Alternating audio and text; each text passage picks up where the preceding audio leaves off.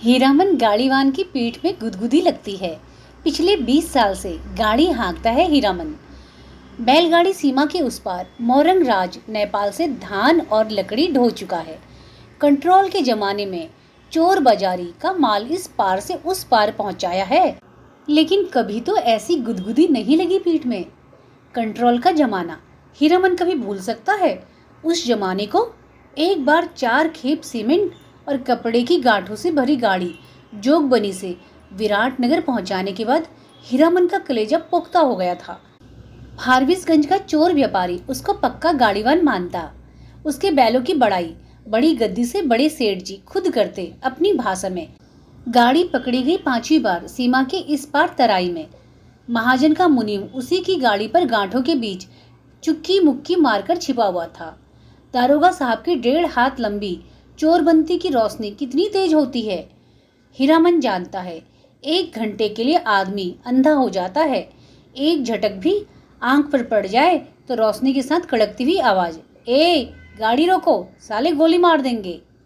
20 गाड़ियां एक साथ कचकचाकर रुक गई। हीरामन ने पहले ही कहा था, यह 20 बिसावेगा। दारोगा साहब उसकी गाड़ी में दुबके हुए मुनीम जी पर रोशनी डालकर पिशाची हंसी में हंसे। हा हा हा, मुनीम जी, ई ही, ए साला गाड़ीवान मुंह क्या देखता है, ए कंबल हटाओ इस बोरे के मुंह से। हाथ की छिटी लाठी से मुनीम जी के पेट में खोचा मारते हुए कहा था, इस बोरे को साला। बहुत पुरानी अखच अदावत होगी दारोगा साहब और मुनीम जी में, नहीं तो इतना रुपया कबूलने पर भी पुलिस दारोगा का मन ना डोले भला। 4000 तो गाड़ी पर बैठा बैठा ही दे रहा था। लाठी से दूसरी बार खोचा मारा दारोगा ने।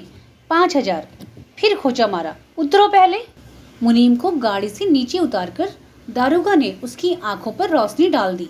फिर 2 सिपाहियों के साथ सड़क से 20-25 रस्सी दूर झाड़ी के पास ले गए। गाड़ीवान और गाड़ियों पर 5-5 बंदूक वाले सिपाहियों का पहरा। हीरामन समझ गया, इस बार निस्तार नहीं, जेल। हीरामन को जेल का डर नहीं, लेकिन उसके बैल न जाने कितने दिनों तक बिना चारा पानी के सरकारी फाटक में पड़े रहेंगे, भूखे प्यासे, फिर नीलाम हो जाएंगे। भैया और भौजी को वह मुंह नहीं दिखा सकेगा कभी। नीलाम की बोली उसके कानों के पास गूंज गई, 1 2 3। दरोगा और मुनीम में बात पट नहीं रही शायद। हीरामन की गाड़ी के पास तैनात सिपाही ने अपनी भाषा में दूसरे सिपाही से धीमी आवाज में पूछा, का हो, मामला गोल खोकी का? फिर खैनी तंबाकू देने के बहाने उस सिपाही के पास चला गया। 1 2 3, 3-4 गाड़ियों की आड़। हीरामन ने फैसला कर लिया। उसने धीरे से अपने बैलों के गले की रस्सियां खोल ली। गाड़ी पर बैठे बैठे दोनों को जुड़वा बांध दिया। बैल समझ गए उन्हें क्या करना है। हीरामन उतरा। जुती हुई गाड़ी में बांस की टकटी डालकर बैलों के कंधों को बेलगाम किया। दोनों के कानों के पास गुदगुदी लगा दी और मन ही मन बोला, चलो भैयन, जान बचेगी तो ऐसी संघाड़ गाड़ी बहुत मिलेगी। 1 2 3, 9 2 11। गाड़ियों की आड़ में सड़क किनारे दूर तक घनी झाड़ी फैली हुई थी। दम साध कर तीनों प्राणियों ने झाड़ी को पार किया, बेखटक बेआहट। फिर 1 ले 2 ले, दुल्की चाल। दोनों बैल सीना तान कर फिर तराई के घने जंगलों में घुस गए। राह सूंघते नदी नाला पार करते हुए भागे पूंछ उठाकर। पीछे पीछे हीरामन। रात भर भागते रहे तीनों जन। घर पहुंचकर 2 दिन तक बेसुध पड़ा रहा हीरामन। होश में आते ही उसने कान पकड़कर कसम खाई थी, अब कभी ऐसी चीज की लदनी नहीं ला देंगे। चोर बाजारी का माल, तौबा तौबा। पता नहीं मुनीम जी का क्या हुआ, भगवान जाने उसकी सागड़ गाड़ी का क्या हुआ। असली इस्पात लोहे की धुरी थी, दोनों पहिए तो नहीं, एक पहिया एकदम नया था। गाड़ी में रंगीन डोरियों के फुंदने बड़े जतन से गूंदे गए थे। 2 कस्में खाई हैं उसने, एक चोर बाजारी का माल नहीं ला देंगे, दूसरी बांस। अपने हर भाड़ेदार से वह पहले ही पूछ लेता है, चोरी चमारी वाली चीज तो नहीं। और बांस लादने के लिए 50 रुपए भी दे कोई, हीरामन की गाड़ी नहीं मिलेगी, दूसरे की गाड़ी देखें। बांस लदी हुई गाड़ी से 4 हाथ आगे बांस का अगवा निकलता रहता है और पीछे की ओर 4 हाथ पछुआ। काबू के बाहर रहती है गाड़ी हमेशा। सो बेकाबू लदनी और खरेरिया। शहर वाली बात, तिस पर बांस का अगुआ पकड़कर चलने वाला भाड़ेदार का महाभगवा नौकर लड़की स्कूल की ओर देखने लगा। बस मोड़ पर घोड़ा गाड़ी से टक्कर हो गई। जब तक हीरामन बैलों की रस्सी खींचे तब तक घोड़ा गाड़ी की छतरी बांस के अगुआ में फंस गई। घोड़ा गाड़ी वाले ने तड़ातड़ चाबुक मारते हुए गाली दे दी थी। बांस लदनी ही नहीं, हीरामन ने खरेरिया शहर की लदनी ही छोड़ दी और अब फारबिसगंज के मोरंग का भाड़ा ढोना शुरू किया तो गाड़ी ही पार। कई वर्षों तक हीरामन ने बैलों को आधी दारी पर जोता, आधा भाड़ा गाड़ी वाले का और आधा बैल वाले का। गाड़ी वानी करो मुफ्त। आधी दारी की कमाई से बैलों के ही पेट नहीं भरते। पिछले साल ही उसने अपनी गाड़ी बनवाई है। देवी मैया भला करे उस सर्कस कंपनी के बाग का।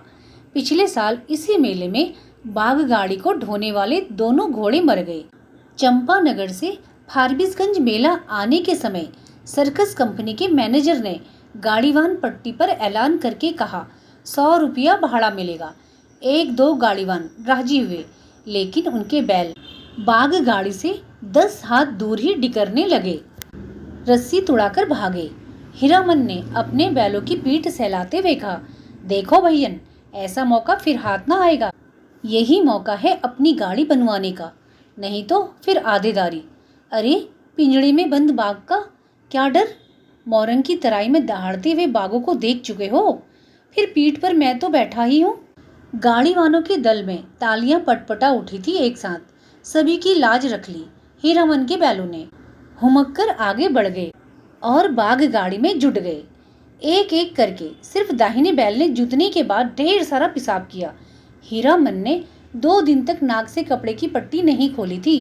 बड़ी गद्दी के बड़े सेठ जी की तरह नकबंद लगाए बिना बघाइन गंध बर्दाश्त नहीं कर सकता कोई। बाघ गाड़ी की गाड़ीवानी की है हीरामन ने, कभी ऐसी गुदगुदी नहीं लगी पीठ में।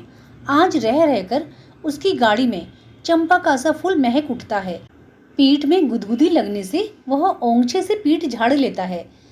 हीरामन को लगता है 2 वर्ष से चंपानगर मेले की भगवती मैया उस पर प्रसन्न है।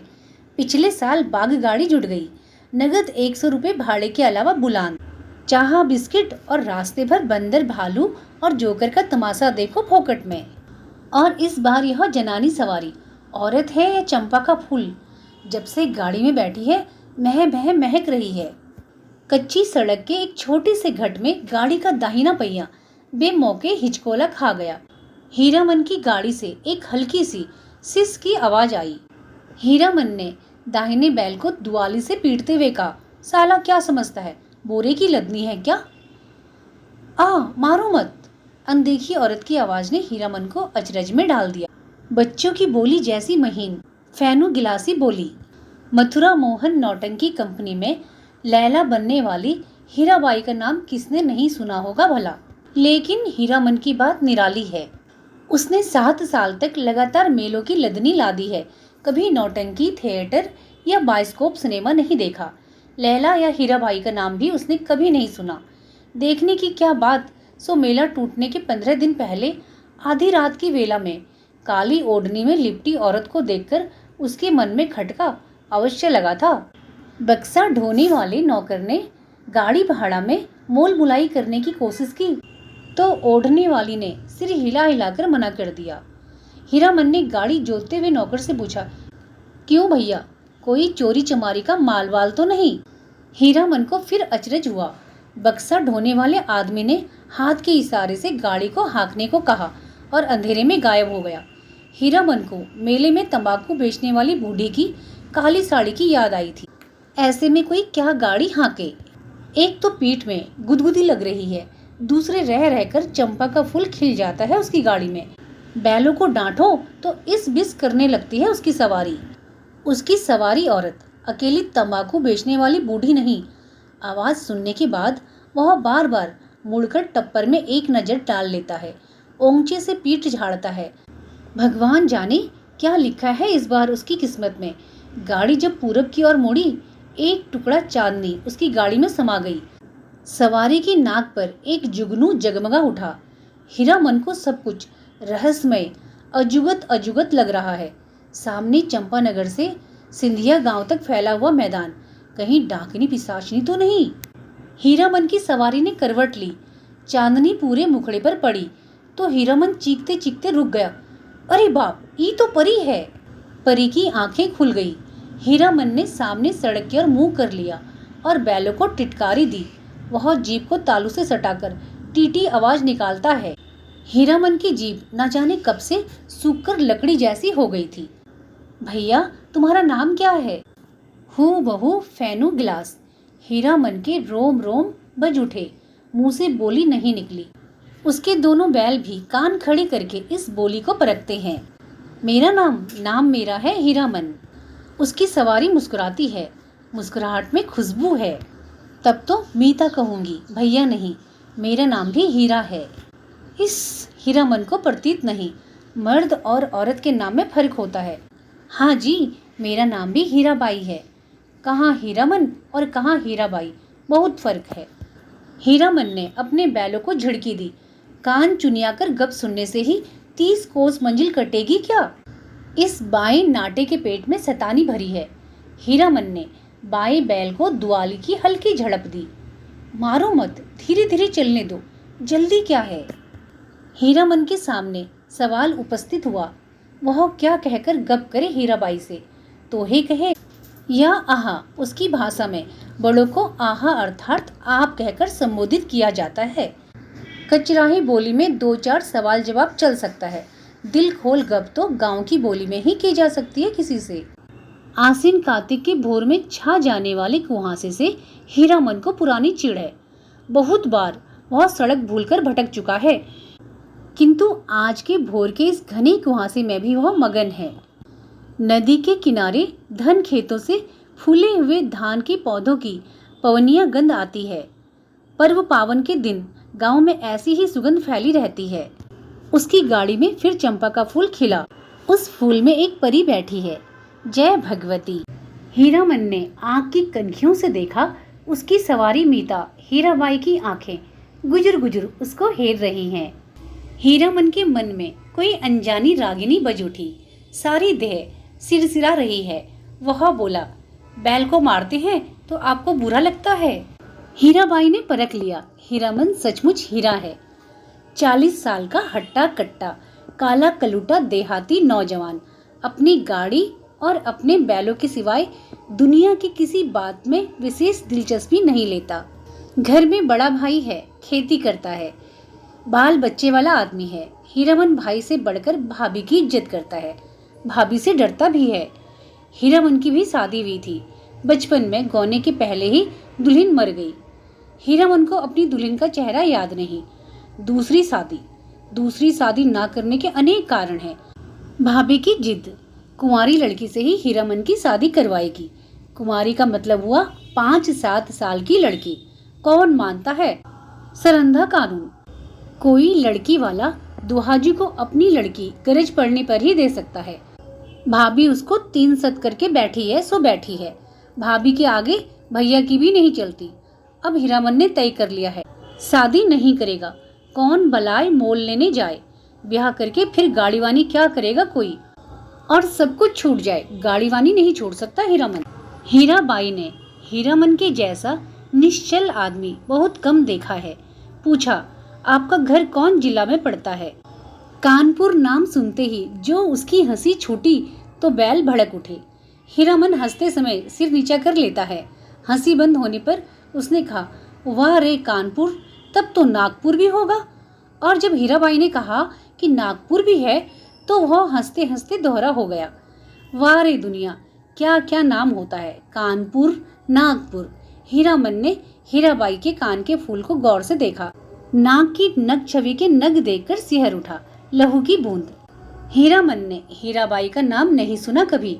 नौटंकी कंपनी की औरत को वह बाईजी नहीं समझता है। कंपनी में काम करने वाली औरतों को वह देख चुका है।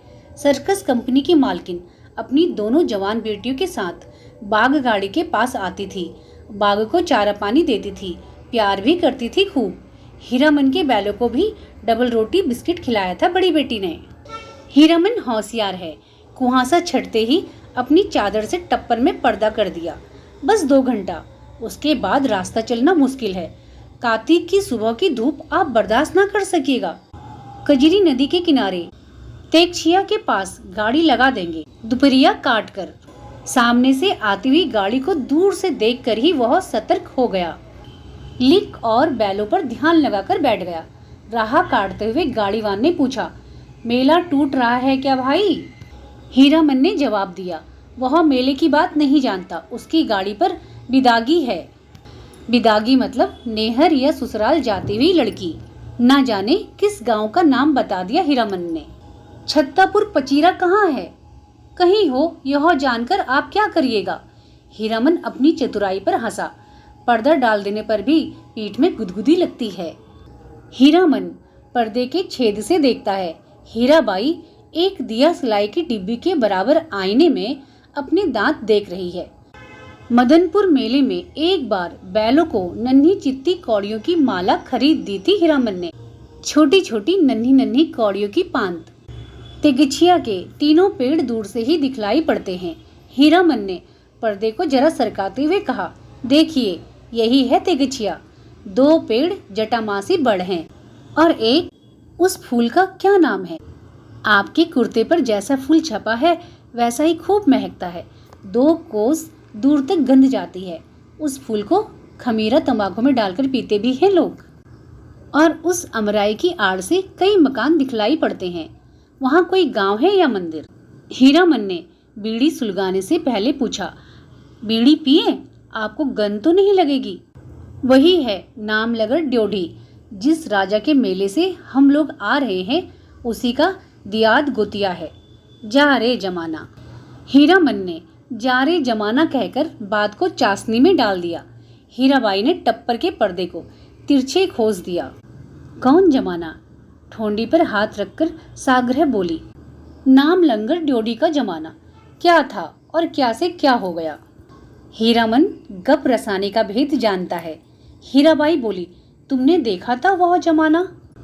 देखा नहीं, सुना है। राज कैसे गया? बड़ी हेप वाली कहानी है। सुनते हैं घर में देवता ने जन्म ले लिया। कहिए भला, देवता आखिर देवता है या नहीं? इंद्रासन छोड़कर मृत्यु भवन में जन्म ले ले तो उसका तेज कैसे संभाल सकता है कोई?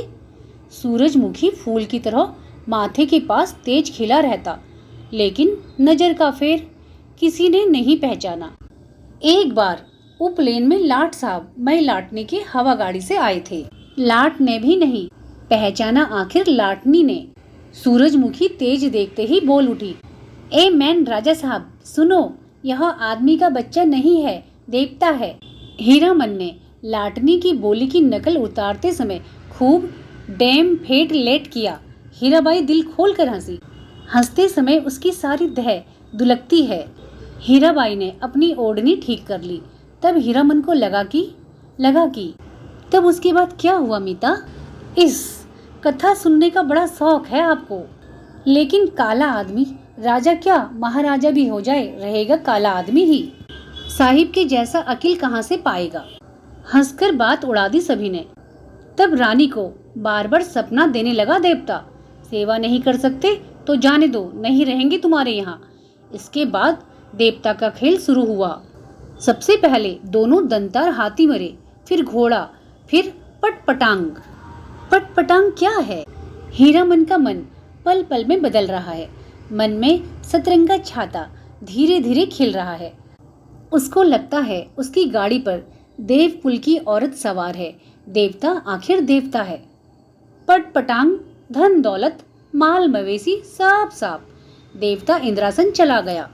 हीराबाई ने ओझल होते हुए मंदिर के कंगूरे की ओर देखकर लंबी सांस ली। लेकिन देवता ने जाते जाते कहा, इस राज में कभी एक छोड़कर 2 बेटा नहीं होगा। धन हम अपने साथ ले जा रहे हैं, गुण छोड़े जाते हैं। देवता के साथ सभी देवी देवता चले गए, सिर्फ सरस्वती मैया रह गई, उसका मंदिर है। देसी घोड़े पर पाट के बोझ लदे हुए बनिए को आते देखकर हीरामन ने टप्पर के पर्दे को गिरा दिया। बैलों को ललकार कर विदेशिया नाच का वंदना गीत गाने लगा। जय मैया सरस्वती अरज करत बानी, हमरा पर होकू सहाय, हे मैया हमरा पर होकू सहाय। घोड़लदे बनिए से हीरामन ने हुलसकर पूछा, क्या भाव पटुआ खरीदते हैं महाजन? लंगड़े घोड़े वाले बनिए ने पटगमनी जवाब दिया, नीचे 27-28, ऊपर 30, जैसा माल वैसा भाव। जवान बनिए ने पूछा, मेला का क्या हाल चाल है भाई? कौन नौटंकी कंपनी का खेल हो रहा है, रोता कंपनी या मथुरा मोहन?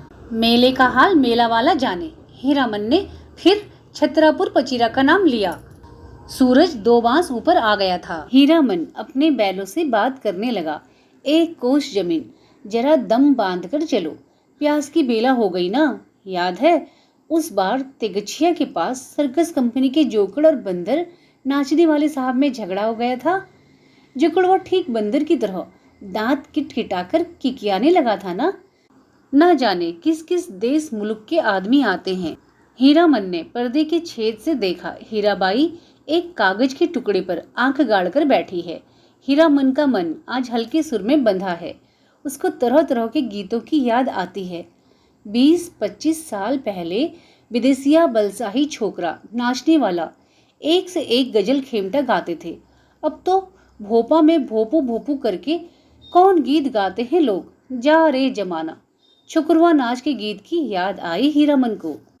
सजनवा बैरी हो गए हमार सजनवा, अरे चिट्ठिया हो तो सब कोई बाँचे, चिट्ठिया हो तो हाय करमुआ कोई न बाँचे हमार, सजनवा बैरी हो गए हमार।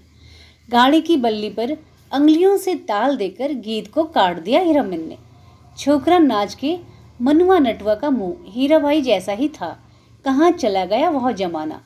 हर महीने गांव में नाच वाले आते थे। हीरामन ने छोकरा नाच के चलते अपनी भाभी की न जाने कितनी बोली ठोली सुनी थी।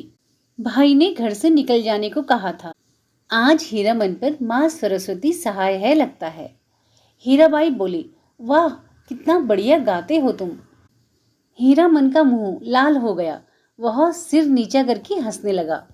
आज तेगछिया पर रहने वाले महावीर स्वामी भी सहाय हैं हीरामन पर।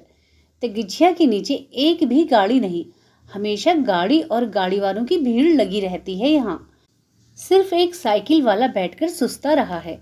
महावीर स्वामी को सुमरकर हीरामन ने गाड़ी रोकी। हीराबाई पर्दा हटाने लगी। हीरामन ने पहली बार आंखों से बात की हीराबाई से। साइकिल वाला इधर ही टकटकी लगाकर देख रहा है। बैलों के खोलने के पहले बांस की टिकटी लगाकर गाड़ी को टिका दिया। फिर साइकिल वाले की ओर बार बार घूरते हुए पूछा, कहाँ जाना है? मेला। कहाँ से आना हो रहा है? बिशनपुर से। बस इतनी ही दूर में थक थसाकर थक गए? जा रे जवानी। साइकिल वाला दुबला पतला नौजवान मिन मिनाकर कुछ बोला और बीड़ी सुलगाकर उठ खड़ा हुआ। हीरामन दुनिया भर की निगाह से बचाकर रखना चाहता है हीराबाई को। उसने चारों ओर नजर दौड़ाकर देख लिया, कहीं कोई गाड़ी या घोड़ा नहीं। कजरी नदी की दुबली पतली धारा तेगछिया के पास आकर पूरब की ओर मुड़ गई है। हीराबाई पानी में बैठी हुई भैंसों और उनकी पीठ पर बैठे हुए बुगलों को देख रही है। हीरामन बोला, जाइए घाट पर, मुंह हाथ धो आइए। हीराबाई गाड़ी से नीचे उतरी। हीरामन का कलेजा धड़क उठा। नहीं नहीं, पाँव सीधे हैं, टेढ़े नहीं। लेकिन तलवा इतना लाल क्यों है? हीराबाई घाट की ओर चली गई। गांव की बहू बेटी की तरह सिर नीचा करके धीरे धीरे। कौन कहेगा कि कंपनी की औरत है? औरत नहीं, लड़की, शायद कुंवारी ही है। हीरामन टिकटी पर टिकी गाड़ी पर बैठ गया। उसने टप्पर में झांक कर देखा। एक बार इधर उधर देखकर हीराबाई के तकिए पर हाथ रख दिया। फिर तकिया पर कोहनी डालकर झुकता गया। खुशबू उसकी देह में समा गई। तकिए के गिलाब पर कड़े फूलों को अंगुलियों से छूकर उसने सूंघा। हाय रे हाय, इतनी सुगंध! हीरामन को लगा एक साथ 5 चिलम गांजा फूंककर वह उठा है। हीराबाई के छोटे आईने में उसने अपना मुंह देखा। आंखें उसकी इतनी लाल क्यों हैं? हीराबाई लौटकर आई तो उसने हंसकर कहा, अब आप गाड़ी का पहरा दीजिए, मैं आता हूँ तुरंत। हीरामन ने अपनी सफरी झोली से सहेजी हुई गंजी निकाली, गमछा झाड़कर कंधे पर लिया और हाथ में बाल्टी लटकाकर चला। उसके बैलों ने बारी बारी से हुंक हुंक करके कुछ कहा। हीरामन ने जाते जाते उलटकर कहा, हाँ हाँ, प्यास सभी को लगी है, लौट कर आता हूँ तो घास दूंगा, बदमाशी मत करो। बैलों ने कान हिलाए। नहा धोकर कब लौटा हीरामन, हीराबाई को नहीं मालूम। कजरी की धारा को देखते देखते उसकी आंखों में रात की उचटी हुई नींद लौट आई थी। हीरामन पास के गांव से जलपान के लिए दही चूड़ा चीनी ले आया है। उठिए, नींद तोड़िए, 2 मुट्ठी जलपान कर लीजिए। हीराबाई आंख खोलकर अचरज में पड़ गई। एक हाथ में मिट्टी के नए बर्तन में दही, केले के पत्ते, दूसरे हाथ में बाल्टी भर पानी, आंखों में आत्मीयतापूर्ण अनुरोध। इतनी चीजें कहाँ से ले आए? इस गांव का दही नामी है, चाहा तो फारबिसगंज जाकर ही पाइएगा। हीरामन की देह की गुदगुदी मिट गई। हीराबाई ने कहा, तुम भी पत्तल बिछाओ। क्यों? तुम नहीं खाओगे तो समेट कर रख लो अपनी झोली में, मैं भी नहीं खाऊंगी। इस हीरामन लजाकर बोला, अच्छी बात है, आप खा लीजिए पहले। पहले पीछे क्या, तुम भी बैठो। हीरामन का जी जुड़ गया। हीराबाई ने अपने हाथ से उसका पत्तल बिछा दिया, पानी छींट दिया, चूड़ा निकाल कर दिया। इस धन है हीरामन ने देखा। भगवती मैया भोग लगा रही है। लाल होंठों पर गोरस का परस। पहाड़ी तोते को दूध भात खाते देखा है। दिन ढल गया। टप्पर में सोई हीराबाई और जमीन पर दरी बिछाकर सोए हीरामन की नींद एक ही साथ खुली। मेले की ओर जाने वाली गाड़ियां तेगच्छिए के पास रुकी हैं। बच्चे कचरा पच्चर कर रहे हैं। हीरामन हड़बड़ाकर उठा, टप्पर के अंदर झांककर इशारे से कहा, दिन ढल गया। गाड़ी में बैलों को जोतते समय उसने गाड़ी वालों के सवालों का कोई जवाब नहीं दिया। गाड़ी हाँकते हुए बोला, सिरपुर बाजार के अस्पताल में डॉक्टरनी है, रोगी देखने जा रही है, पास है कुड़मा गांव। हीराबाई छत्तापुरा पचीरा का नाम भूल गई। गाड़ी जब कुछ दूर आगे बढ़ आई तो उसने हंसकर पूछा, पत्तापुरा छपीरा। हंसते हंसते पेट में बल पड़ गए हीरामन के। पत्तापुरा छपीरा, हा हा हा, वे लोग छत्तापुरा पचीरा के ही गाड़ीवान थे, उनसे कैसे कहता, ही। हीराबाई मुस्कुराती हुई गांव की ओर देखने लगी। सड़क तेगच्छिया गांव के बीच से निकलती है। गांव के बच्चों ने पर्दे वाली गाड़ी देखी और तालियां बजा बजाकर रटी हुई पंक्तियां दोहराने लगे। लाली लाली डोलिया में लाली रे दुल्हनिया पान खाए। हीरामन हंसा। दुल्हनिया लाली लाली डोलिया, दुल्हनिया पान खाती है, दूल्हे के पगड़ी से मुंह पोंछती है। ओ दुल्हनिया, तेगच्छिया के गांव के बच्चों को याद रखना, लौटती बेर गुड़ का लड्डू लेती आइयो, लाख बरिस दूल्हा जिए। कितने दिनों का हौसला पूरा हुआ है हीरामन का। ऐसे कितने सपने देखे हैं उसने। वह अपनी दुल्हन को लेकर लौट रहा है। हर गांव के बच्चे ताली बजाकर गा रहे हैं। हर आंगन से झांक कर देख रही हैं औरतें। मर्द लोग पूछते हैं, कहाँ की गाड़ी है, कहाँ जाएगी। उसकी दुल्हन डोली का पर्दा थोड़ा सरका कर देखती है। और भी कितने सपने। गांव के बाहर निकलकर उसने कनखियों से टप्पर के अंदर देखा। हीराबाई कुछ सोच रही है। हीरामन भी सोच में पड़ गया। थोड़ी देर के बाद वह गुनगुनाने लगा, सजन रे झूठ मत बोलियो, खुदा के पास जाना है, नहीं हाथी नहीं घोड़ा नहीं गाड़ी, वहां पैदल ही जाना है सजन रे। हीराबाई ने पूछा, क्यों मीता, तुम्हारी अपनी बोली में कोई गीत नहीं क्या? हीरामन अब बेखटक हीराबाई की आंखों से आंखें डालकर बात करता है। कंपनी की औरत भी ऐसी ही होती है। सर्कस कंपनी की मालकिन मैम थी, लेकिन हीराबाई गांव की बोली में गीत सुनना चाहती है। वह खुलकर मुस्कुराया, गांव की बोली आप समझिएगा। हीराबाई ने गर्दन हिलाई। कान के झुमके हिल गए। हीरामन कुछ देर तक बैलों को हाँकता रहा चुपचाप। फिर बोला, गीत जरूर सुनिएगा, नहीं मानिएगा। इतना शौक गांव का गीत सुनने का है आपको? तब लिख छोड़नी होगी। चालू रास्ते में कैसे गीत गा सकता है कोई? हीरामन ने बाएं बैल की रस्सी खींचकर दाहिने को लीक से बाहर किया और बोला, हरिपुर होकर नहीं जाएंगे तब? चालू लीक को काटते देखकर हीरामन की गाड़ी के पीछे वाले गाड़ीवान ने चिल्लाकर पूछा, कहाँ हो गाड़ीवान, लीक छोड़कर बेलीक कहाँ उधर? हीरामन ने हवा में दुआली घुमाते हुए जवाब दिया, कहाँ है बेलीक? वह सड़क नननपुर तो नहीं जाएगी?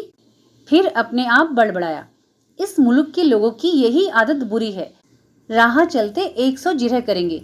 अरे भाई, तुमको जाना है जाओ, देहाती भुज सब। नननपुर की सड़क पर गाड़ी लाकर हीरामन ने बैलों की रस्सी ढीली कर दी। बैलों ने दुल की चाल छोड़कर कदम चाल पकड़ी। हीराबाई ने देखा, सचमुच नननपुर की सड़क बड़ी सूनी है। हीरामन उसकी आंखों की बोली समझता है। घबराने की बात नहीं, यह सड़क भी फारबिसगंज जाएगी। राह घाट के लोग बहुत अच्छे हैं, एक घड़ी रात तक हम लोग पहुंच जाएंगे। हीराबाई को फारबिसगंज पहुंचने की जल्दी नहीं। हीरामन पर इतना भरोसा हो गया है कि डर भय की कोई बात नहीं उठती है मन में। हीरामन पहले ही जी भर मुस्कुरा लिया। कौन गीत गाए हो। हीराबाई को गीत और कथा दोनों का शौक है। इस महुआ घटवारिन। वह बोला, अच्छा, जब आपको इतना शौक है तो सुनिए महुआ घटवारिन का गीत। इसमें गीत भी है और कथा भी है। कितने दिनों के बाद भगवती ने यह फैसला पूरा कर दिया है। जय भगवती। आज हीरामन अपने मन को खल्लास कर देगा। वह हीराबाई की थमी हुई मुस्कुराहट को देखता रहा। सुनिए, आज भी परमार नदी में महुआ घटवारिन के कई पुराने घाट हैं। इसी मुल्क की थी महुआ। थी तो घटवारिन, लेकिन 100 सतवंती में एक थी। उसका बाप दारू ताड़ी पीकर दिन रात बेहोश पड़ा रहता। उसकी सौतेली माँ साक्षात राक्षसनी, बहुत बड़ी नजर चालाक। रात में गांजा दारू अफीम चुराकर बेचने वालों से लेकर तरह तरह के लोगों से उसकी जान पहचान थी।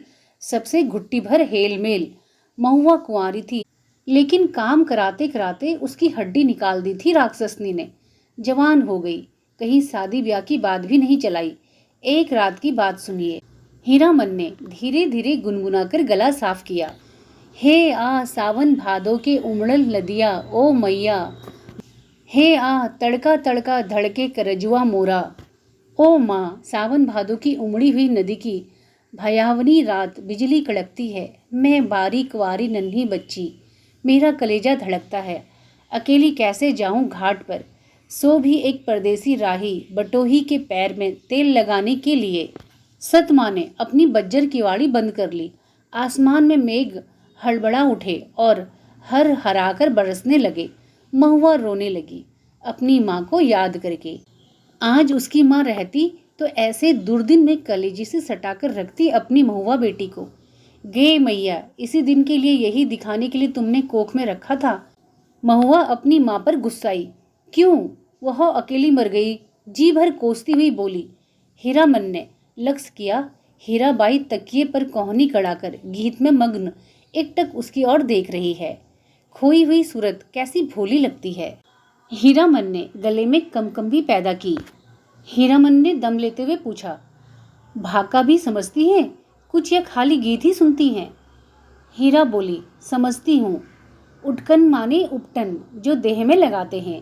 हीरामन ने विस्मित होकर कहा, इस सो रोने धोने से क्या होए। सौदागर ने पूरा दाम चुका दिया था महुआ का।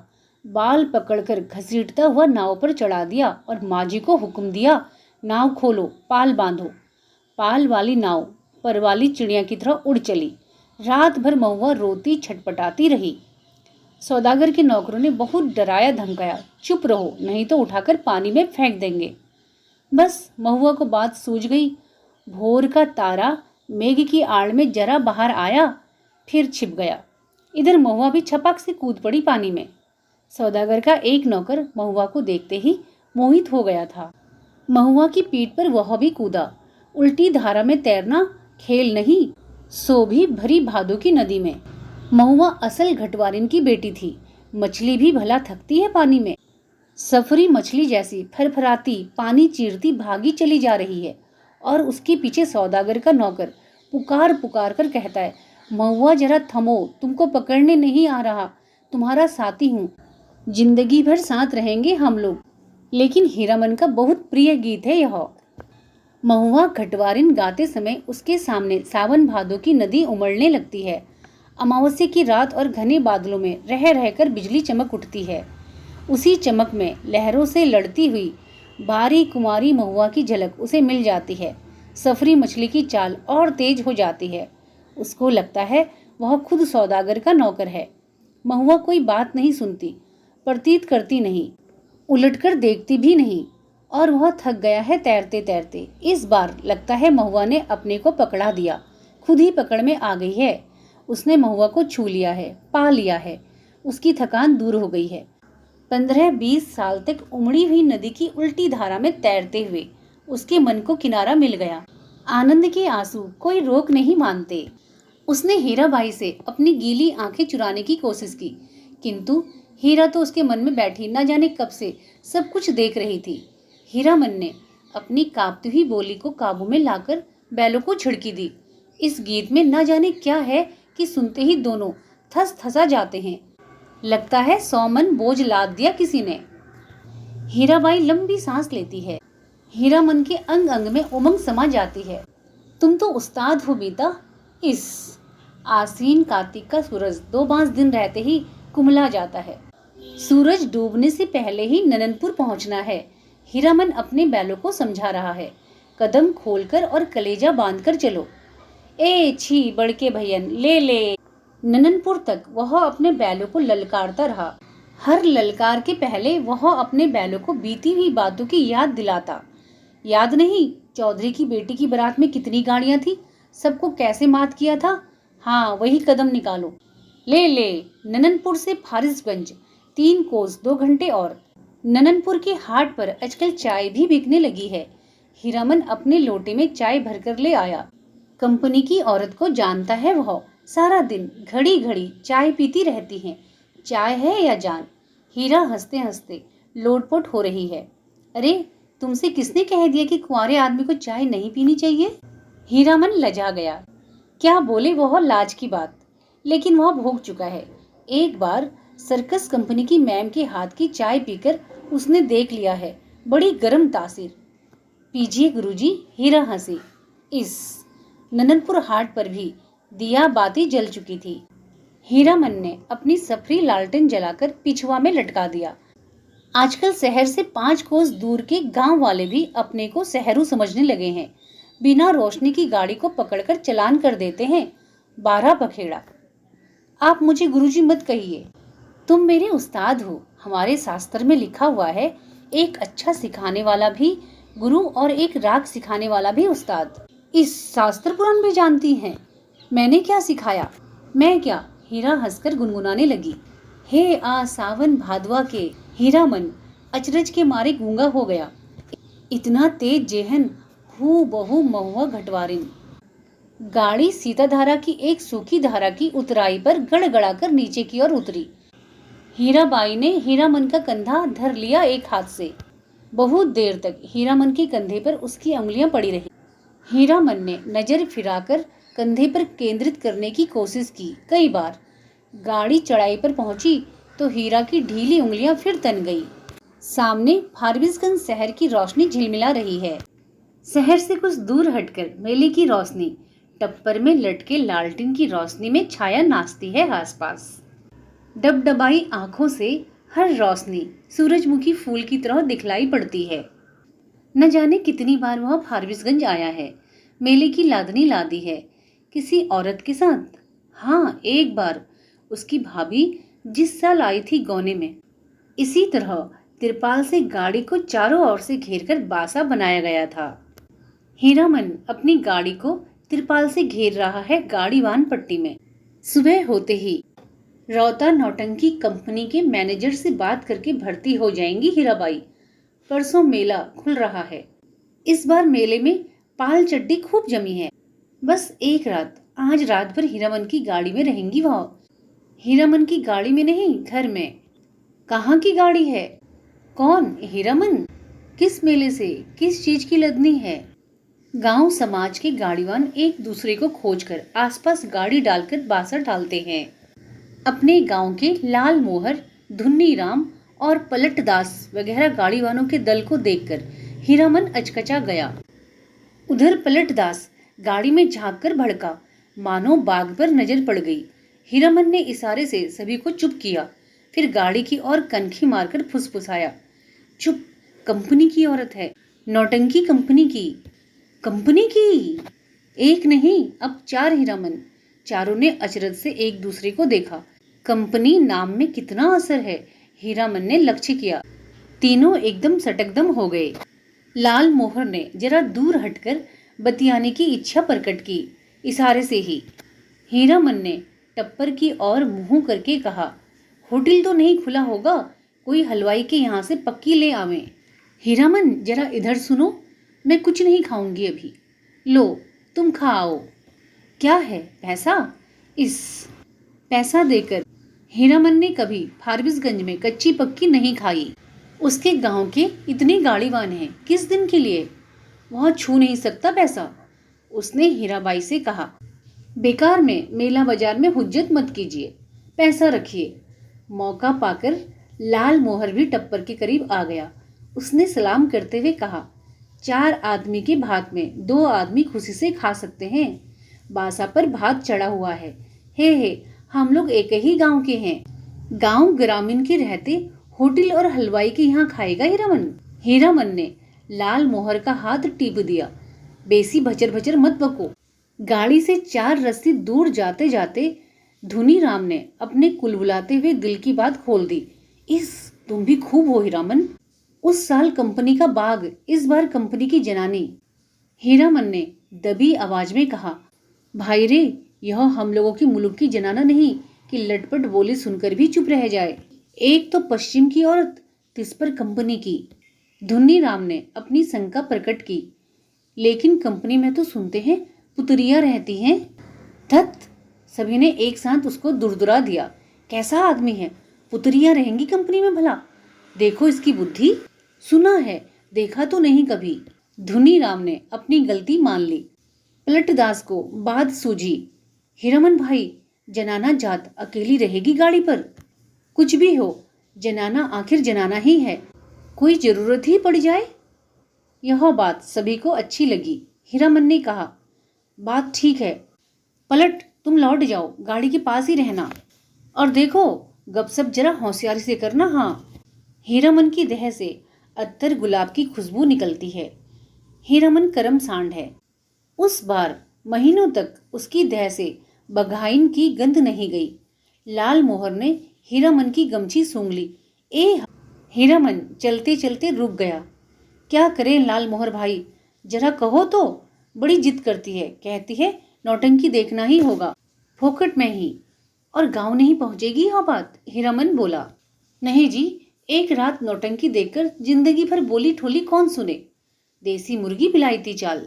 धुनीराम ने पूछा, फोकट में देखने पर भी तुम्हारी भौजाई बात सुनाएगी? लाल मोहर के बासा के बगल में लकड़ी की दुकान लाद कर आए हुए गाड़ीवानों का बासा है।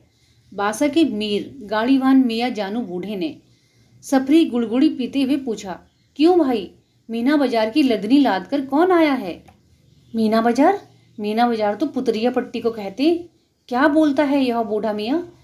लाल मोहर ने हीरामन के कान में फुसफुसाकर कहा, तुम्हारी देह मह महकती है सच। लसनवा लाल मोहर का नौकर गाड़ीवान है, उम्र में सबसे छोटा है। पहली बार आया है तो क्या, बाबू बबुआइनों के यहाँ बचपन से नौकरी कर चुका है। वह रह रहकर वातावरण में कुछ सूंघता है नाक सिकोड़कर। हीरामन ने देखा, लसनुआ का चेहरा तमतमा गया है। कौन आ रहा है धड़धड़ाता हुआ? कौन? पलटदास? क्या है? पलटदास आकर खड़ा हो गया चुपचाप। उसका मुंह भी तमतमाया हुआ था। हीरामन ने पूछा, क्या हुआ, बोलती क्यों नहीं? क्या जवाब दे पलटदास? हीरामन ने उसको चेतावनी दी थी, गपसप होशियारी से करना। वह चुपचाप गाड़ी की आसनी पर बैठ गया, हीरामन की जगह पर। हीराबाई ने पूछा, तुम भी हीरामन के साथ हो? पलटदास ने गर्दन हिलाकर हामी भरी। हीराबाई फिर लेट गई। चेहरा मोहरा और बोली बानी देख सुनकर पलटदास का कलेजा कांपने लगा। न जाने क्यों। हाँ, रामलीला में सिया सुकुमारी इसी तरह थकी लेटी हुई थी। जय सियावर रामचंद्र की जय। पलटदास के मन में जय जयकार होने लगा। वह दास वैष्णव है, कीर्तनिया है। थकी हुई सीता महारानी के चरण टीपने की इच्छा प्रकट की उसने, हाथ की उंगलियों के इशारे से, मानो हारमोनियम की पटरियों पर नचा रहा हो। हीराबाई तमक कर बैठ गई। अरे पागल है क्या, जाओ भागो। पलटदास को लगा गुस्साई हुई कंपनी की औरत की आंखों से चिंगारी निकल रही है। छटक छटक वह भागा। पलटदास क्या जवाब दे? वह मेला से भी भागने का उपाय सोच रहा है। बोला, कुछ नहीं, हमको व्यापारी मिल गया। अभी ही स्टेशन जाकर माल लादना है। भात में तो अभी देर है, मैं लौट आता हूँ तब तक। खाते समय धूनीराम और लसनुआ ने पलटदास की टोकरी भर निंदा की। छोटा आदमी है, कमीना है, पैसे पैसे का हिसाब जोड़ता है। खाने पीने के बाद लाल मोहर के दल ने अपना बासा तोड़ दिया। धुन्नी और लसनवा गाड़ी जोतकर हीरामन के बासा पर चले, गाड़ी की लीक धरकर। हीरामन ने चलते चलते रुककर लाल मोहर से कहा, जरा मेरे इस कंधे को सूंघो तो, सूंघ कर देखो ना। लाल मोहर ने कंधा सूंघकर आंखें मूंद ली। मुंह से अस्फुट शब्द निकला, ए हा। हीरामन ने कहा, जरा सा हाथ रखने पर इतनी खुशबू, समझे। लाल मोहर ने हीरामन का हाथ पकड़ लिया, कंधे पर हाथ रखा था।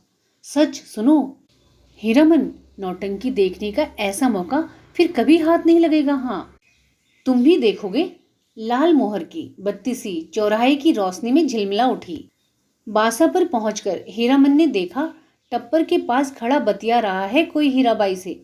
धुन्नी और लसनुआ ने एक ही साथ कहा, कहाँ रह गए पीछे, बहुत देर से खोज रही है कंपनी।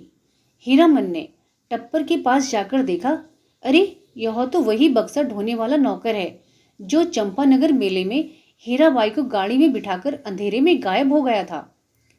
आ गए हीरामन, अच्छी बात, इधर आओ। यह लो अपना भाड़ा, यह लो अपनी दक्षिणा, 25-25-50।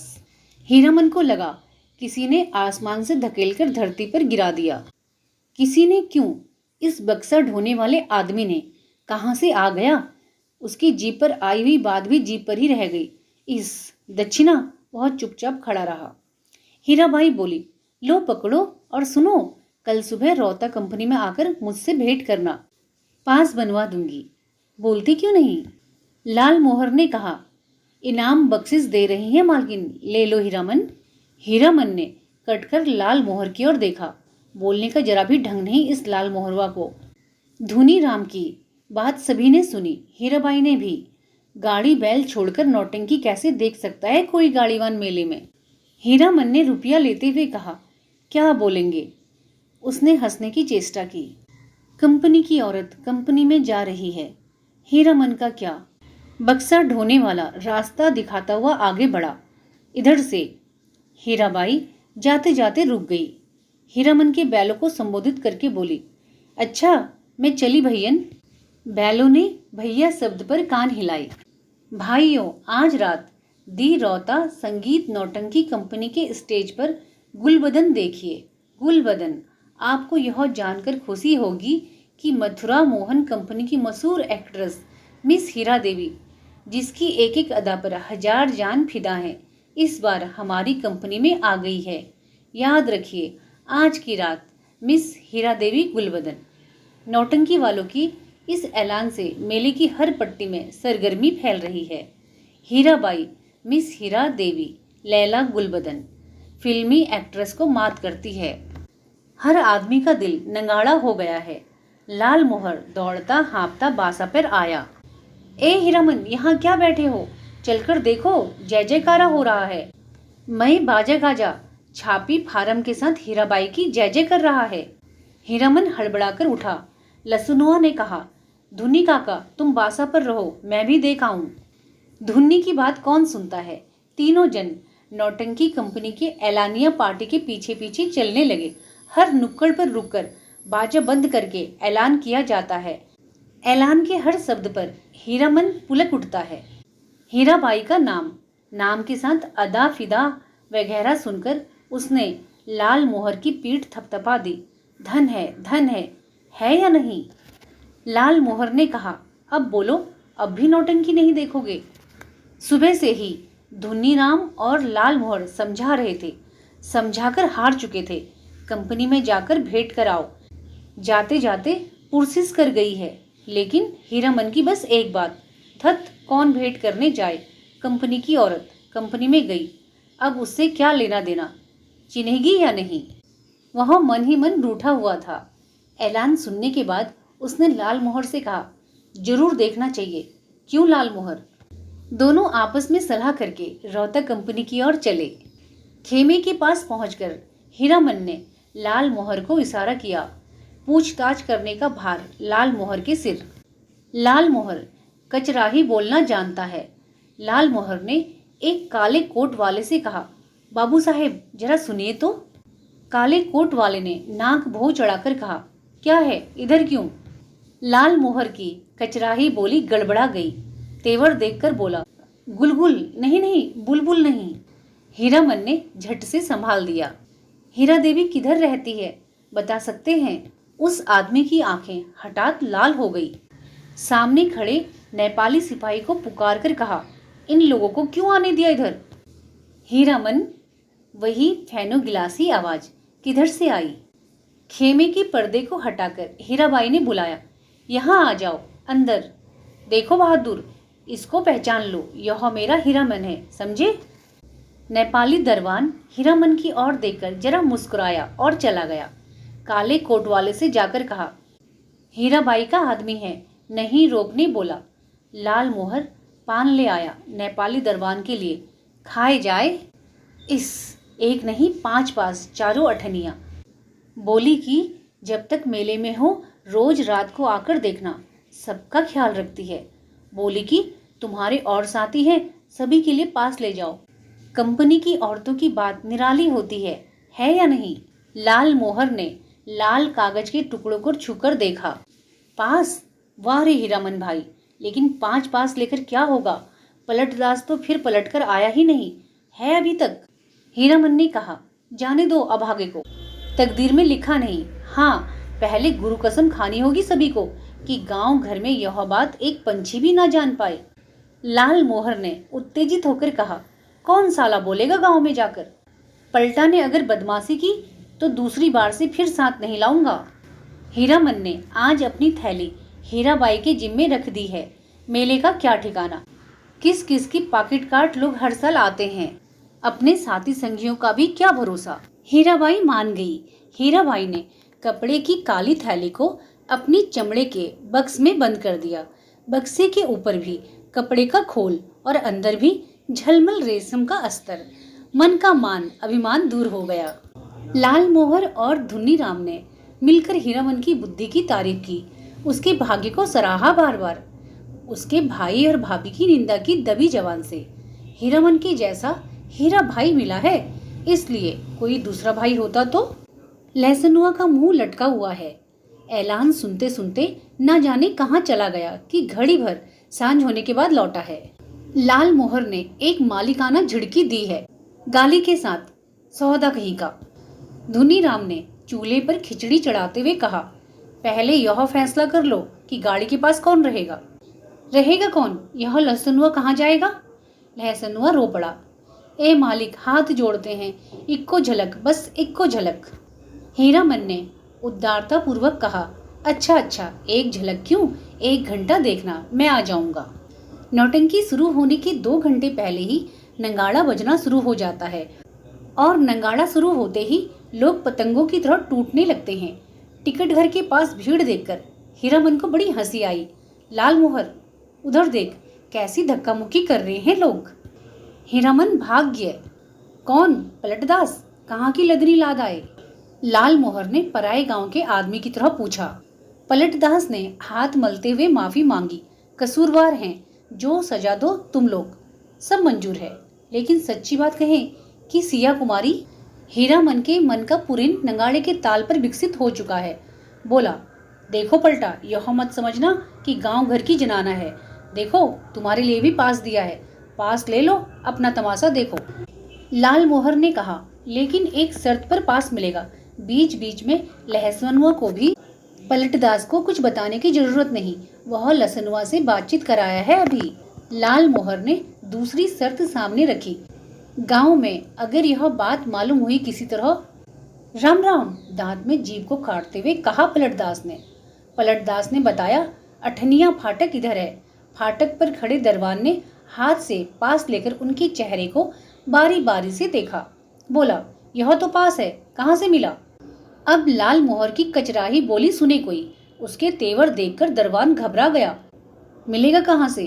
अपनी कंपनी से पूछ लीजिए जाकर। 4 नहीं, देखिए एक और है। जेब से 5वां पास निकालकर दिखाया लाल मोहर ने। 1 रुपए वाले फाटक पर नेपाली दरबान खड़ा था। हीरामन ने पुकार कर कहा, ए सिपाही दाजू, सुबह को ही पहचानुआ दिया और अभी भूल गए? नेपाली दरबान बोला, हीराबाई का आदमी है सब, पास है तो फिर काहे को रोकता है, 18वां दर्जा। तीनों ने कपड़ घर को अंदर से पहली बार देखा।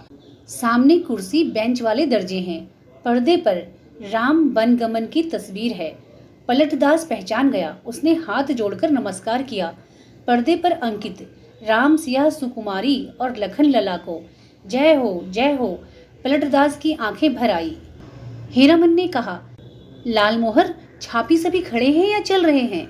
लाल मोहर अपने बगल में बैठे दर्शकों से जान पहचान कर चुका है। उसने कहा, खेला अभी पर्दा के भीतर है, अभी जमीन का दे रहा है, लोग जमाने के लिए। पलटदास ढोल बजाना जानता है, इसलिए नंगाड़े के ताल पर गर्दन हिलाता है और दिया सलाई पर ताल काटता है। बीड़ी आदान प्रदान करके हीरामन ने भी एक आध जान पहचान कर ली। लाल मोहर के परिचित आदमी ने चादर से देह को ढकते हुए कहा, नाच शुरू होने में अभी देर है, तब तक एक नींद ले लें। सब दर्जा से अच्छा 18वां दर्जा सबसे पीछे सबसे ऊंची जगह पर है। जमीन पर गरम पुआल हे कुर्सी बेंच पर बैठकर इस सर्दी के मौसम में तमाशा देखने वाले अभी घुच घुच कर उठेंगे चाह पीने। उस आदमी ने अपने संगी से कहा, खेला शुरू होने पर जगा देना। नहीं नहीं, खेला शुरू होने पर नहीं, हिरिया जब स्टेज पर उतरे हमको जगा देना। हीरामन के कलेजे पर जरा आंच लगी। बड़ा लटपटिया आदमी मालूम पड़ता है। उसने लाल मोहर को आंख के इशारे से कहा, इस आदमी से बतियाने की जरूरत नहीं। घन घन धड़ाम पर्दा उठ गया। हीराबाई शुरू में ही उतर गई स्टेज पर। कपड़ा घर खचाखच भर गया है। हीरामन का मुंह अचरज से खुल गया। लाल मोहर को ना जाने क्यों ऐसी हंसी आ रही है। हीराबाई के गीत के हर पद पर हंसता है वह बेवजह। गुल बदन दरबार लगाकर बैठी है, ऐलान कर रही है, जो आदमी तख्त हजारा बनाकर ला देगा, मुंह मांगी चीज इनाम में दी जाएगी। अजी है ऐसा कोई फनकार तो हो जाए तैयार, बनाकर लाए तख्त हजारा। किड़किड़ किरी, अलबत्त नाचती है, क्या गला है। मालूम है, यह आदमी कहता है कि हीराबाई पान बीड़ी सिगरेट जर्दा कुछ नहीं खाती, बड़ी नेम वाली है। दांत में मिस्सी कहाँ है, पाउडर से दांत धो लेती होगी। हरगिज नहीं, कौन आदमी है, बात की विवाद करता है, कंपनी की औरत को पुतरिया कहता है। तुमको बात क्यों लगी, मारो साले को मारो। हो हल्ले के बीच हीरामन की आवाज कपड़ घर को फाड़ रही है, आओ एक एक करके आओ, गर्दन उतार लेंगे। लाल मोहर दुआली से पटापट पीटता जा रहा है सामने के लोगों को। पलटदास एक आदमी की छाती पर सवार है, साला सिया कुमारी को गाली देता है। धुनीराम शुरू से ही चुप था। मारपीट शुरू होते ही कपड़ घर से निकलकर बाहर भागा। काले कोट वाले नौटंकी के मैनेजर नेपाली सिपाही के साथ दौड़े आए। दारोगा साहब ने हंटर से पीट पाट शुरू की। हंटर खाकर लाल मोहर तिलमिला उठा, कचराही बोली में भाषण देने लगा। दारोगा साहब मारते हैं मारिए, कोई हरज नहीं, लेकिन यह पास देख लीजिए, एक पास पॉकेट में भी है, देख सकते हैं हजूर, टिकस नहीं पास। तब हम लोगों के सामने कंपनी की औरत को कोई बुरी बात कहे तो कैसे छोड़ देंगे। कंपनी के मैनेजर को समझ में आ गई सारी बात। उसने दारोगा को समझाया, हजूर मैं समझ गया, यह सारी बदमाशी मथुरा मोहन कंपनी वालों की है, तमाशे में झगड़ा करके कंपनी को बदनाम। नहीं हजूर, इन लोगों को छोड़ दीजिए, हीराबाई के आदमी हैं, बेचारी की जान खतरे में है, हजूर से कहा था ना। हीराबाई का नाम सुनते ही दारोगा ने तीनों को छोड़ दिया, लेकिन तीनों की दुआली छीन ली गई। मैनेजर ने तीनों को 1 रुपए वाले दर्जे की कुर्सी पर बिठाया। आप लोग यहीं बैठिए, पान भिजवा देता हूँ। कपड़ घर शांत हुआ और हीराबाई स्टेज पर लौट आई। नंगाड़ा फिर घनघना उठा। थोड़ी देर बाद तीनों को एक साथ धुनीराम का ख्याल हुआ। अरे धुनीराम कहाँ गया? मालिक, ओ मालिक, लहसनुआ कपड़ घर के बाहर से चिल्लाकर पुकार रहा है। ओ लाल मोहर मालिक। लाल मोहर ने तार स्वर में जवाब दिया, इधर से एक टकिया फाटक से। सभी दर्शकों ने लाल मोहर की ओर मुड़कर देखा।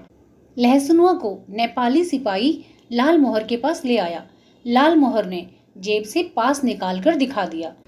लहसनुआ ने आते ही पूछा, मालिक कौन आदमी क्या बोल रहा था, बोलिए तो, जरा चेहरा दिखला दीजिए उसकी एक झलक। लोगों ने लहसनुआ की चौड़ी और सपाट छाती देखी। जाड़े के मौसम में भी खाली देह, चेले चाटी के साथ आए हैं ये लोग। लाल मोहर ने लहसनुआ को शांत किया। तीनों चारों से मत पूछे कोई, नौटंकी में क्या देखा, किस्सा किसे याद रहे। हीरामन को लगता था हीराबाई शुरू से ही उसी की ओर टकटकी लगाकर देख रही है, गा रही है, नाच रही है। लाल मोहर को लगता था हीराबाई उसी की ओर देखती है। वह समझ गई है हीरामन से भी ज्यादा पावर वाला आदमी है लाल मोहर। पलटदास किस्सा समझता है, किस्सा और क्या होगा, रे मन की ही बात है। वही राम, वही सीता, वही लखन लला और वही रावण। सिया सुकुमारी को राम जी से छीनने के लिए रावण तरह तरह का रूप धरकर आता है। राम और सीता भी रूप बदल लेते हैं। यहाँ भी तख्त हजारा बनाने वाले माली का बेटा राम है, गुलबदन सिया सुकुमारी है, माली के लड़के का दोस्त लखन लला है और सुल्तान है रावण। धुनीराम को बुखार है तेज। लहसनुआ को सबसे अच्छा जोकर का पाठ लगा है। चरैया तोहके लेके ना जयवे नरहट के बजरिया। वह उस जोकर से दोस्ती लगाना चाहता है। नहीं लगावेगा दोस्ती जोकर साहब। हीरामन को एक गीत की आधी कड़ी हाथ लगी है। मारे गए गुलफाम। कौन था यह गुलफाम? हीराबाई रोती हुई गा रही थी। अजी हाँ, मारे गए गुलफाम, बेचारा गुलफाम। तीनों को दुआली वापस देते हुए पुलिस के सिपाही ने कहा, लाठी दुआली लेकर नाच देखने आते हो? दूसरे दिन मेले भर में यह बात फैल गई। मथुरा मोहन कंपनी से भागकर आई है हीराबाई, इसलिए इस बार मथुरा मोहन कंपनी नहीं आई है, उसके गुंडे आए हैं। हीराबाई भी कम नहीं, बड़ी खिलाड़ औरत है, तरह तरह देहाती लठेत पाल रही है। वाह, मेरी जान भी कहे तो कोई मजाल है। 10 दिन दिन रात दिन भर भाड़ा ढोता हीरामन। शाम होते ही नौटंकी का नगाड़ा बजने लगता। नगाड़े की आवाज सुनते ही हीराबाई की पुकार कानों के पास मंडराने लगती। भैया, मीता, हीरामन, उस्ताद, गुरुजी, हमेशा कोई न कोई बाजा उसके मन के कोने में बजता रहता दिन भर। कभी हारमोनियम, कभी नगाड़ा, कभी ढोलक और कभी हीराबाई की पैजनी। उन्हीं साजों की गत पर हीरामन उठता बैठता चलता फिरता। नौटंकी कंपनी के मैनेजर से लेकर पर्दा खींचने वाले तक उसको पहचानते हैं, हीराबाई का आदमी है। पलटदास हर दिन नौटंकी शुरू होने के पहले श्रद्धा पूर्वक स्टेज को नमस्कार करता हाथ जोड़कर। लाल मोहर एक दिन अपनी कचराही बोली सुनाने गया था हीराबाई को। हीराबाई ने पहचाना ही नहीं, तब से उसका दिल छोटा हो गया है। उसका नौकर लहसनुआ उसके हाथ से निकल गया है, नौटंकी कंपनी में भर्ती हो गया है। जोकर से उसकी दोस्ती हो गई है। दिन भर पानी भरता है, कपड़े धोता है, कहता है गांव में क्या है जो जाएंगे। लाल मोहर उदास रहता है। धुनीराम घर चला गया बीमार होकर। हीरामन आज सुबह से 3 बार लदनी लादकर स्टेशन आ चुका है। आज ना जाने क्यों उसको अपनी भौजाई की याद आ रही है। धुनीराम ने कुछ कह तो नहीं दिया बुखार की झोंक में? यहीं कितना अटर पटर बक रहा था गुलबदन तख्त हजारा। लहसनुआ मौज में है, दिन भर हीराबाई को देखता होगा। कल कह रहा था, हीरामन मालिक तुम्हारे अकबाल से खूब मौज में हूँ। हीराबाई की साड़ी धोने के बाद कटोते का पानी अत्तर गुलाब हो जाता है, उसमें अपनी गमछी डुबोकर छोड़ देता हूँ। लो सूंघोगे? हर रात किसी न किसी के मुंह से हीराबाई के बारे में सुनता है वह। कितने लोगों से लड़े वह, बिना देखे ही लोग कैसे कोई बात बोलते हैं। राजा को भी लोग पीठ पीछे गाली देते हैं। आज वह हीराबाई से मिलकर कहेगा, नौटंकी कंपनी में रहने से बहुत बदनाम करते हैं लोग। सर्कस कंपनी में क्यों नहीं काम करती, सबके सामने नाचती है। हीरामन का कलेजा दप दप जलता रहता है उस समय। सर्कस कंपनी में बाघ को उसके पास जाने की हिम्मत कौन करेगा? सुरक्षित रहेगी हीराबाई? किधर की गाड़ी आ रही है? हीरामन, ए हीरामन भाई। लाल मोहर की बोली सुनकर हीरामन ने गर्दन मोड़कर देखा। क्या लाद कर लाया है लाल मोहर? तुमको ढूंढ रही है हीराबाई, स्टेशन पर जा रही है। एक ही सांस में सुना गया। लाल मोहर की गाड़ी पर ही आई है मेले से। जा रही है? कहाँ? हीराबाई रेलगाड़ी से जा रही है। हीरामन ने गाड़ी खोल दी। माल गुदाम के चौकीदार से कहा, भैया जरा गाड़ी बैल देखते रहिए, आ रहे हैं। जनाना बाई मुसाफिर खाने के पाठक के पास हीराबाई ओढ़नी से मुंह हाथ ढककर खड़ी थी। थैली बढ़ाती हुई बोली, लो हे भगवान, भेंट हो गई। चलो, मैं तो उम्मीद ही खो चुकी थी, तुमसे अब भेंट नहीं हो सकेगी। मैं जा रही हूँ गुरुजी।